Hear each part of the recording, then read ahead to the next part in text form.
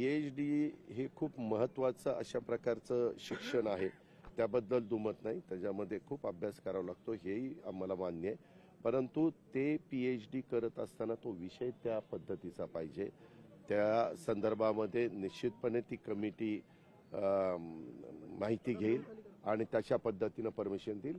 पण काहींचं म्हणणं की बाबा ठराविकच आता संख्या घातलेली आहे, ती संख्या घालायला नको वगैरे वगैरे.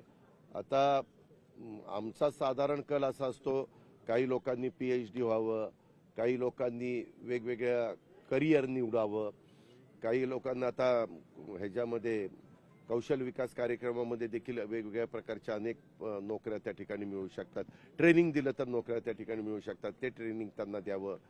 मध्ये आम्हाला एक माहिती अशी मिळाली, जर्मनीमध्ये जर्मन भाषा जर येत असेल तर प्लंबर, फिटर वगैरे अशा प्रकारच्या कोर्स केलेल्यांना जर्मन भाषा मात्र आली पाहिजे. जवळपास 4 लाख मुलींची तिथं गरज आहे.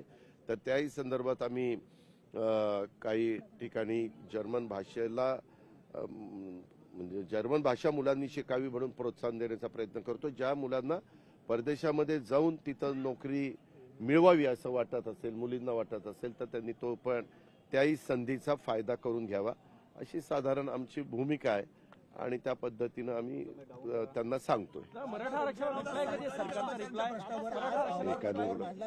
कुठला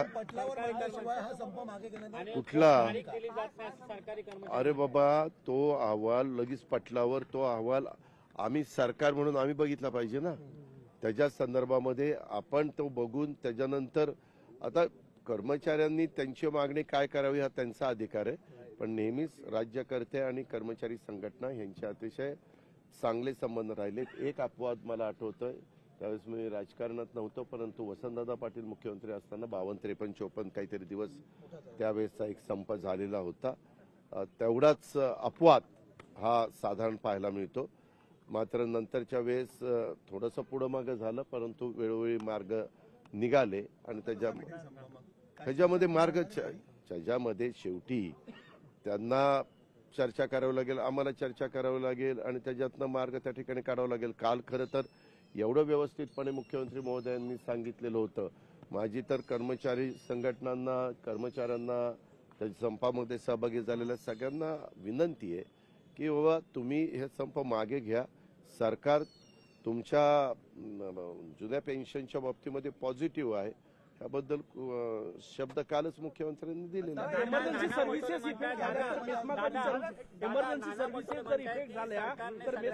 आज लगेच तुम्ही काहीतरी नवीन टॅगलाईन चालू नका किंवा ब्रेकिंग न्यूज चालू नका.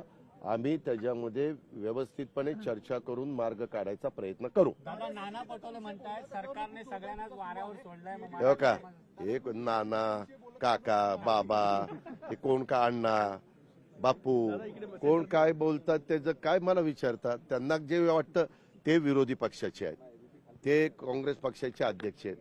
त्यांना तसं बोलल्याशिवाय त्यांना गत्यंतर नाही. ते कसं म्हणतील सरकार फार चांगलं चाललेलं आहे बरं का, असं म्हणून त्यांना चालणार आहे का? त्यांना त्यांचं काम करायचं आहे, आम्हाला सरकार चालवायचं काम करायचं आहे, आम्हाला लोकांचे प्रश्न सोडवण्याचं काम करायचं, असं आमचं चाललेलं आहे. आरोग्यमंत्र्यांवरती ताशेरे ओढण्यात आले. पुण्याच्या रुबी हॉस्पिटल संदर्भात आहे, ते किडनी रॅकेट संदर्भात, त्याच्याबद्दलची माहिती घेऊ. असा बॅनर लागला की हे बॅनर लागला, तुमचं काय मत आहे, लगेच मत नाही, त्याबद्दलची माहिती घेतली जाईल. कधी कधी त्या बॅनरमध्ये तथ्यहीन बॅनर लागतात, त्याचा काही नोंद पण घेण्याची गरज नसते. पण हा बॅनर नोंद घेण्याची गरज आहे का नाही ते तपासून बघितलं जाईल आणि त्याच्यामध्ये काही तथ्य असेल तर लक्ष घातलं जाईल, तथ्य नसेल तर सोडून दिलं जाईल.